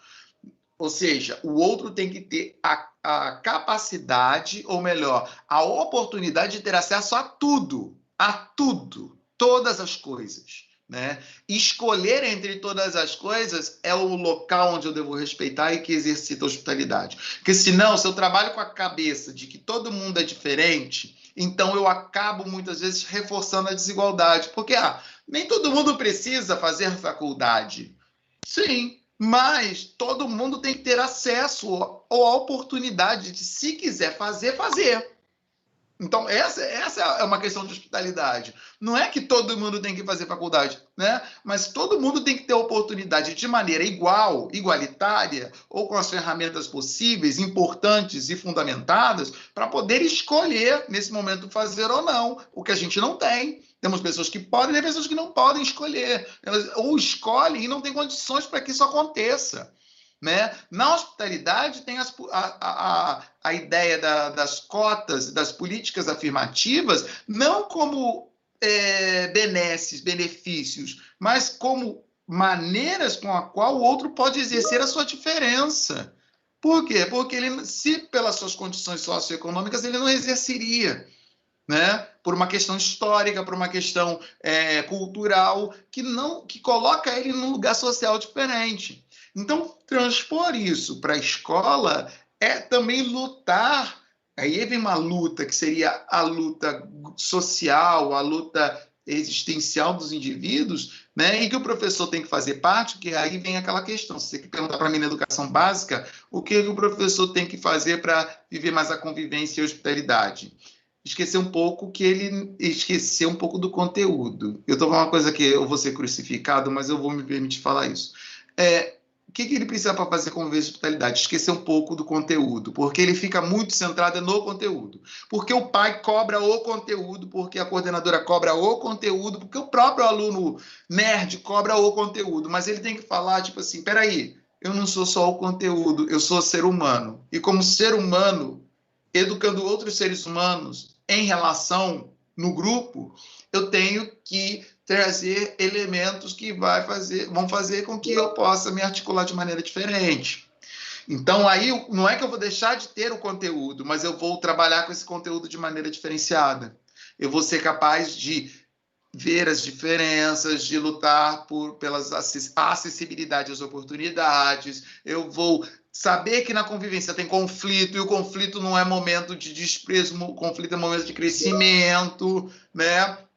E também, nesse conhecimento, na construção do conhecimento, eu vou respeitar a diferença, e mais do que respeitar a diferença, eu vou promover a diferença, né? Fazendo com que todos tenham o mesmo direito de externalizar essa diferença, vivendo a frustração, acho que também é muita coisa, vivendo a frustração, e aí puxando para o meu lado da psicologia, que é parte das relações. As relações, elas causam ganhos e perdas, ela ganha motivos positivos, mas ganha frustrações. Nós somos pessoas que vivem na angústia, e essa angústia, ela é constitutiva do ser humano, né? Então, não dá para ser feliz 24 horas, mas a gente vai ser feliz o máximo que a gente puder com as coisas que nós temos, com a realidade que nós construímos. E eu não estou falando de uma coisa utópica, estou falando de uma coisa realista, organizada na possibilidade e não na invenção e na espera do outro. Então, esses são elementos que, pelo menos esses dois autores que nós estudamos, o Jares e a Batista, ela traz para que a gente possa pensar nesse comportamento ético. Que ética nada mais é do que qual é a posição que eu ocupo dentro da relação com o outro, né? Enquanto professor na educação básica, qual é a relação que eu ocupo diante do aluno? Então, eu tenho conteúdo. Porque aí volto de novo. Se eu estou focado no conteúdo e esqueço a relação, ou estabeleço somente a dimensão da relação, que é uma relação consumista desse conteúdo, aí surgem problemas como a defasagem, tempo-aula, que é aquela coisa de 4 horas, 3 tempos, 2 tempos, 1 tempo no ambiente remoto, não pode ser pensado dessa forma. A questão financeira, né? Uma aula à distância, então tem que ser mais barato do que presencial. Por que uma aula à distância tem que ser mais barato que presencial? Por que o ensino tem que ser mais barato à distância presencial se a preparação do professor é a mesma? Não entendo isso. Eu sou o mesmo doutor dando aula presencial e à distância. Por que eu tenho que receber mais ou menos por causa disso? Sabe? Por que os contratos precisam ser reorganizados? Também posso ser crucificado por causa disso. Mas a ideia é repensar o todo. Repensar o todo, a estrutura, repensar toda a estrutura. E não para tirar, para somar, para que a gente possa avançar, porque senão a gente fica, né, na vibe daí, se franzir a testa, cruzar os braços e esperar as coisas nos afetarem e a gente não se movimenta nesse mundo. É um pouco isso. Show de bola, Arthur. Obrigada. Olha, deixa eu dar uma olhadinha aqui, eu acho que eu tenho mais uma pergunta. Para finalizar. Mas eu acho que você já respondeu essa questão aqui, é do Washington Souza. Ele perguntou o que nós poderíamos fazer na educação básica. Mas você já deu uma resumida aí. Tá, Washington, o professor já respondeu. E respondeu assim, contemplando aqui no chat do YouTube, no chat do Teams. A gente está antenada, né, Susan? É aqui, é lá. Nossa, é tanta tecnologia, meu Deus. Susan, você quer falar mais alguma coisa? Eu tenho mais umas coisinhas para falar só para encerrar. Fizemos uma varredura no YouTube e aqui no chat do Teams e percebemos que dentro da fala, né, desse debate final, as questões colocadas foram todas abordadas, né? Mesmo que a pergunta não tenha sido feita diretamente. Então, vamos deixar você falar para o Arthur também fazer o encerramento dele, e aí a gente convida a nossa diretora, a professora Vânia Alcântara, para encerrar essa aula inaugural de hoje da Escola de Formação de Professores, que está sendo tão belíssima até agora e vai me fazer encerrar um dia mais feliz, né, em perceber tantos que compartilham com a gente, né, Patrícia, da ideia desse momento que nós estamos vivendo, o que ele é realmente de aprendizado para nós todos, e não de pânico, de desânimo, né, de defasagem, mas muito pelo contrário, de muito aprendizado. Nós estamos aprendendo muito nesse momento, não é verdade? Sim, vocês não têm ideia, gente, como conversávamos lá no início, Susan trouxe agora, a gente está aprendendo muito. Mas não adianta realmente você cruzar os braços e aguardar aparecer uma cura, aparecer a vacina, enfim. A gente precisa tomar os cuidados necessários e agir. Como diz o Arthur, ele está fazendo muitas coisas. O Arthur ainda fala assim, estou fazendo muitas coisas, igual vocês. Aí eu, não, Arthur, você faz muito mais coisas. Mas, enfim, esse é o movimento. Mesmo nesse contexto de pandemia, a gente tem buscado aprender mais, estudar, conversar, estar assim de forma remota com os nossos colegas, familiares, amigos, pessoas queridas. Estamos tentando reorganizar o nosso ano, não é, Arthur? Porque o planejamento lá atrás já furou. Então, a gente vai se reorganizando, não somos só nós, muitas escolas, muitas universidades, outros contextos profissionais estão se reorganizando também, muita gente retomando uma atividade ou outra de forma remota ou até de forma presencial agora, com os devidos cuidados, mas a mensagem que a gente quer deixar é essa, de que a gente precisa tomar os cuidados. Sim, estamos realmente no contexto de pandemia, tem um pessoal aí que acha que já acabou, mas ainda não tem vacina, não tem um remédio eficaz, então ainda estamos no contexto de pandemia, mas ainda assim a gente pretende avançar realmente nos nossos processos formativos e continuar aprendendo. Eu digo que, em relação à tecnologia, nesses últimos meses de pandemia, eu acho que eu aprendi muito mais do que a vida inteira. Até Excel, que eu não gostava de mexer, eu fazia minhas planilhas todas no Word, gente. Planilha, tabela, gráfico, tudo no Word. Até Excel eu estou mexendo agora, estou mexendo bem, meu povo. Mas, aproveitando também essa questão de abraçar as propostas formativas, né, avançar nos estudos, da forma que for possível, eu trouxe aqui no chat do Teams e no chat do YouTube um artigo que foi escrito pelo professor Arthur, foi publicado na revista Pensar Educação, agora no mês de agosto. Então, deixei o link aqui, é um artigo que fala um pouquinho, porque esse assunto é bem extenso, não é, Arthur? Fala um pouquinho da pedagogia da hospitalidade. Então, o link para o artigo está aqui nos dois chats, chat do Teams e do YouTube. E também deixei o link da GENEPS, que é a próxima jornada de educação não escolar e pedagogia social do nosso querido grupo de estudos e pesquisas, o Fora da Sala de Aula, lá da UERJ-FFP, que esse ano vai acontecer de forma remota, mas vai acontecer, né, Arthur? Quer falar um pouquinho dele? É um encontro anual, gente, muito bom, muito bacana. Nós vamos realizar o evento e se chama Web Geneps, né? Nós vamos fazer isso todo online, o que a estrutura. O único problema que a gente acha é que todo final do Geneps a gente fazia uma grande celebração, tinha bolo, refrigerante, tinha comida, não vai dar para fazer isso, e é uma desgraça. E era de graça, era muito legal porque era de graça, estava tudo já subsidiado, já.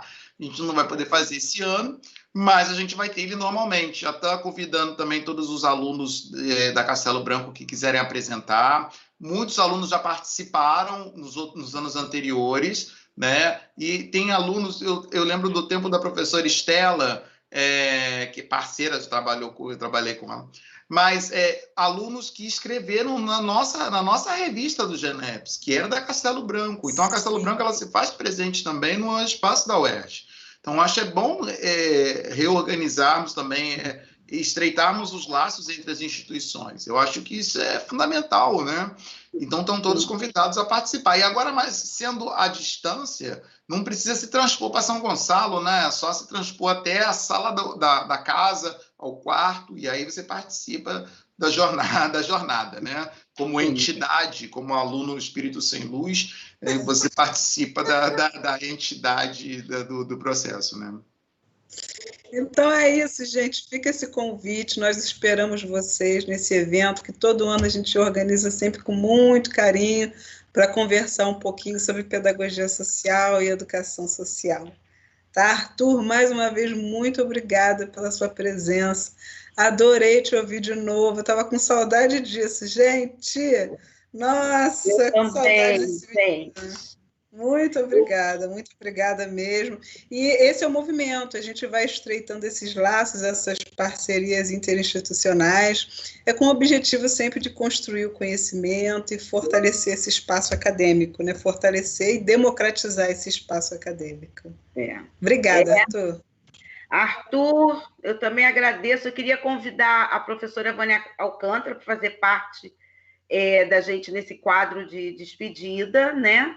Nós estamos na Semana de Integração Discente, um momento que nós estamos recebendo nossos estudantes, trazendo outras visões, outras leituras de mundo, né, com esses queridos palestrantes. A Escola de Formação de Professores se organizou com essa aula inaugural, o professor Arthur. Amanhã nós temos uma palestra com o professor Marco Silva sobre a interatividade na educação. O professor Marco Silva me lembra lá a época de mestrado, ele foi meu orientador de mestrado, época que eu conheci também o Arthur, que nós fizemos o mestrado mais ou menos na mesma época, e lá se vão quase 2 décadas, né, Arthur? Daqui a pouquinho completam-se 2 décadas, e estivemos juntos na Castelo Branco, depois cada um seguiu o seu rumo, depois eu voltei para Castelo Branco, depois Arthur está na UERJ, e assim a vida segue. Então, foi realmente muito, muito gratificante ter o Arthur conosco hoje, uma pessoa muito querida, né? e que contribui muito nos estudos da pedagogia, que é uma parte do que é a educação, que acaba interferindo também nesse processo educacional. Então, eu agradeço em nome dos nossos alunos, em nome da nossa universidade, que o Arthur sempre vai fazer parte da Castelo Branco, a gente sempre que pode convida e traz ele para compartilhar conosco de alguma forma, né? Professora Vânia Alcântara. Pois não, eis-me aqui. Bom, gente, então, gostaria de agradecer a presença de todos, em especial desse palestrante divino que abre a nossa inaugura, né, o nosso semestre da Escola de Formação, trazendo muitas questões que certamente não vão se esgotar hoje. Eu, particularmente, vou destacar uma fala dele, onde ele diferencia bem o modo remoto de se trabalhar a aula e de educação à distância, porque eu sou as duas coisas, né? Eu trabalho com educação à distância na Castelo Branco desde 98, pela vontade de professora Vera, que sempre acreditou, e fiquei afastada há 15 anos e voltei ano passado. Então, hoje, eu me sinto uma pessoa muito privilegiada de poder ver esse processo do remoto, adentrando o dia a dia dos colegas que eram tímidos, professores vencendo sempre as suas dificuldades, com muita timidez no início, mas hoje fazem lives direto, professores que estão se revelando. É uma classe muito especial, né? A gente é muito especial mesmo, e se descobrindo, né? E descobrindo que a teletransmissão, que o que a gente está fazendo aqui pelo Teams, que é uma educação remota, é presencial sim, porque nós estamos no mesmo tempo, só não estamos no mesmo espaço, né, professor? E é presencial, esse encontro aqui é possível, como uma das ferramentas que a gente sempre utilizou no que a gente chama de EAD. E fizemos um grupo focal com os nossos colegas professores, e as falas tipo, gente, as minhas aulas foram melhores, porque eu estava conectada na internet o tempo todo, eu lançava links, eu baixava vídeos, então as pessoas se descobrindo. Então, eu fico muito feliz, agradeço muito a presença, só que ficou com um gostinho de quero mais, né? E aí a gente não vai esgotar certamente esse nosso encontro aqui. Professora Susan, muito obrigada por essa indicação e linda escolha, tá? Para a gente iniciar um semestre letivo de muita luta, de muita superação, que há de ser de muita superação, porque a gente, de fato, não sabe para onde essa doença caminha. E que a gente esteja juntos, unidos, produzindo conhecimento, sempre trazendo o melhor para os nossos alunos. Muito obrigada a presença de todos, em nome da instituição, em nome de toda a escola de formação. Obrigada. Com certeza. Obrigada, gente. Parabéns, Arthur. Você é Master Blaster. Obrigada. Obrigada, estudante. Um beijo. Obrigado, gente. Boa noite, viu? Até mais. Boa noite.